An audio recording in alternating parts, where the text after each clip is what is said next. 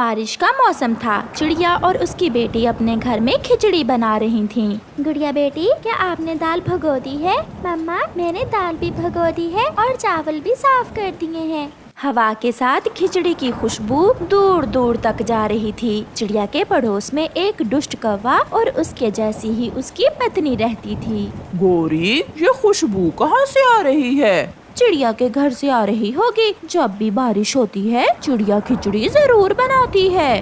अब तो चिड़िया के घर चोरी करने से भी डर लगता है। हर बार मैं फंस जाता हूँ। अब किस तरह चिड़िया की खिचड़ी खाऊं? वो मनहूस ऐसे ऐसे मसाले डालती है कि खुशबू से हमारे मुंह से पानी ही नहीं रुकता। ऐसा ही है, मेरे मुंह में भी पानी आ रहा है। कालू, तुम बैठो, मैं जाती हूँ और चिड़िया से कोई झूठ बोलकर खिचड़ी लेकर आती हूँ। फिर गोरी अपने घर से निकलती है। तेज बारिश में गोरी कौवी उड़ती हुई चिड़िया के घर जाती है। वो दरवाजे पर दस्तक देती है। मम्मा, ऐसी तेज बारिश में कौन होगा? मैं देखती हूँ बेटी, शायद कोई मुश्किल में ना हो।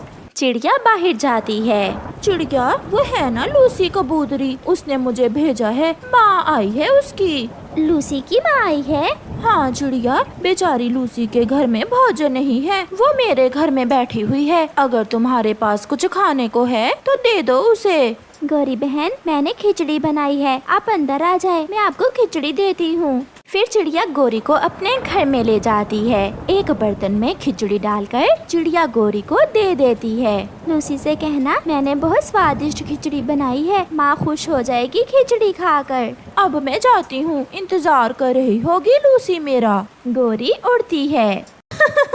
कालू कालू, जब मैंने कहा कि लूसी की माँ आई है और वो खिचड़ी मांग रही है तो चिड़िया ने सच मान लिया।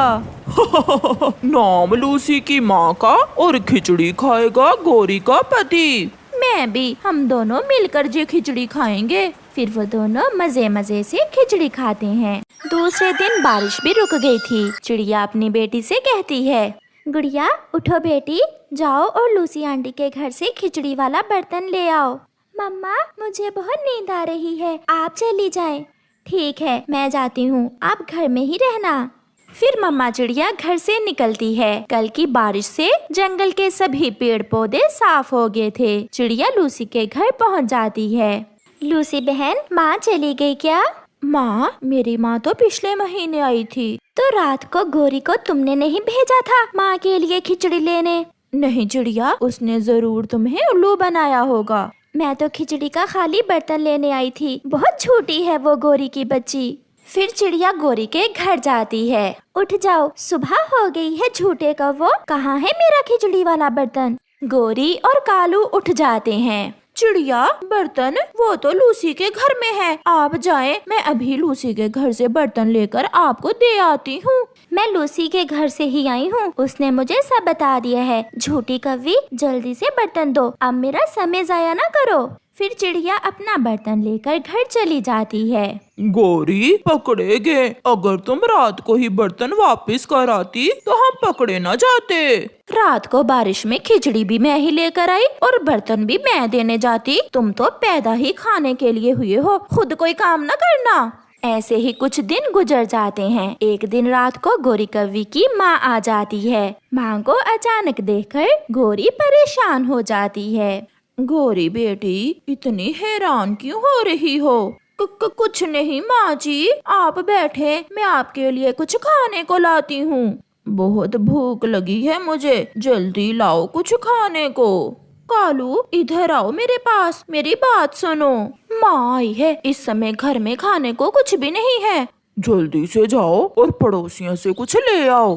तब तक तुम माँ को बातों में लगाए रखो। फिर गोरी घर से निकलती है। कालू, ये गोरी कहाँ चली गई? माँ, वो आपके लिए मिठाई लेने गई है। लूसी, मेरी माँ आई है और घर में खाने को कुछ भी नहीं है, प्लीज मुझे कुछ दे दो। मैं चिड़िया नहीं हूँ जो तुम मुझे उल्लू बना लोगी, चल भाग यहाँ से। लूसी, मेरी बहुत बेइज्जती होगी, मेरी बहन, मैं सच बोल रही हूँ। मगर लूसी दरवाजा बंद कर लेती है। चिड़िया चिड़िया, मेरी माँ आई है। तो मैं क्या करूं? कभी लूसी की माँ आई है और कभी तुम्हारी। चल भाग यहाँ से।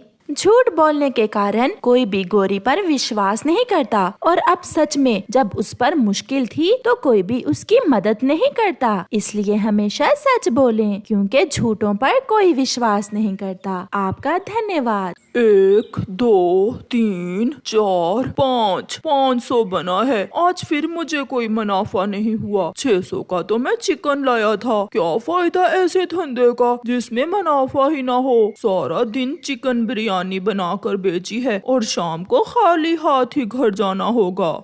फिर दूसरे दिन चिकन बिरयानी बेचने वाला इंसान अपनी दुकान पर बैठा हुआ था के पास में काफी सारे कौवे दाना खा रहे थे, जिन्हें देखकर उसे एक विचार आता है। ये कौवे बड़े हैं, इनका आकार भी चिकन जैसा ही है। क्यों ना मैं इन कौवों को पकड़कर चिकन की जगह इस्तेमाल करूं, किसी को क्या मालूम होगा। ऐसा सोचते हुए वो इंसान एक जाल लगा देता है। थोड़ी देर बाद उसमें 3-4 कौवे फंस जाते हैं। वो उन कौवों को काटकर बिरयानी में चिकन की जगह डाल देता है। चिकन बिरयानी बड़ी स्वादिष्ट चिकन बिरयानी।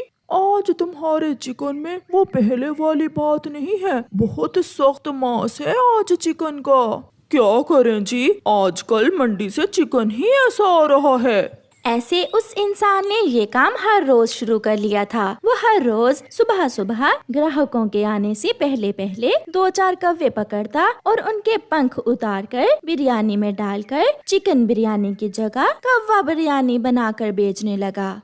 एक दिन गोरी कौवी और कालू कौवा भी उसी दिशा में आ जाते हैं। एक जगह काफी सारा दाना देखकर वो दाना खाने के लिए उतरते हैं और उस इंसान के जाल में फंस जाते हैं। मैंने तुम्हें कहा भी था कि इस दिशा में ना लेकर जाओ मुझे। कभी किसी ने कौवों को भी पकड़ा है? मैं तो खुद हैरान हूँ, ये इंसान हम कौवों का क्या करेगा। इतने में वो इंसान आता है और जाल से 2 कौवे निकालकर उन्हें काट लेता है। गोरी और कालू बच गए थे। वो ये सब देखकर बहुत डर जाते हैं। तो इसका मतलब हमें अब इंसान चावलों में डालकर खा जाएंगे। नहीं कालू, कुछ करो, मैं मरना नहीं चाहती, प्लीज मुझे बचा लो। मैं खुद मर रहा हूँ, मैं तुम्हें कैसे बचा सकता हूँ। ये 2 कौवे तो बहुत मोटे ताजे हैं, इन्हें आज रात मैं घर ले जाता हूँ और कल दूसरे कौवों के साथ ही इन्हें काटूंगा। फिर वो इंसान उन्हें पिंजरे में बंद करता है और पिंजरे के ऊपर एक कपड़ा डालकर गोरी और कालू को घर ले जाता है।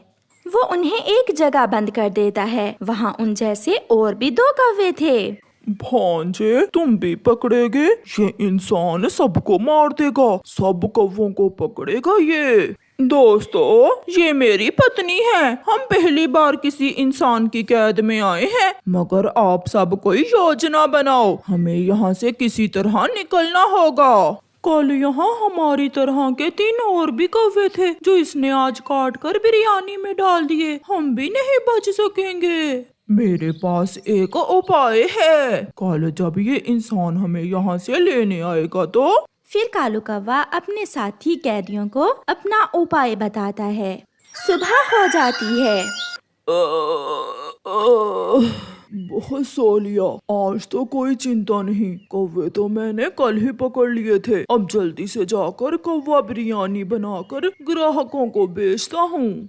फिर वो इंसान अपना पिंजरा लिए उन कौवों की तरफ आता है। अरे ये क्या हुआ? ये कौवे कैसे मर गए? कल तो मैं इन्हें अच्छे भले यहाँ छोड़ कर गया था। चलो मैं फिर से जाकर कौवे पकड़ लेता हूँ, पहले इन्हें उठाकर बाहर फेंक दूँ। फिर वो इंसान पहले गोरी और कालू को निकालकर बाहर फेंक देता है। गोरी और कालू भी मरने का अच्छे से नाटक करते हैं और फिर वो इंसान दूसरे दोनों कौवों को जैसे ही बाहर निकालकर फेंकता है वो सब उड़ जाते हैं।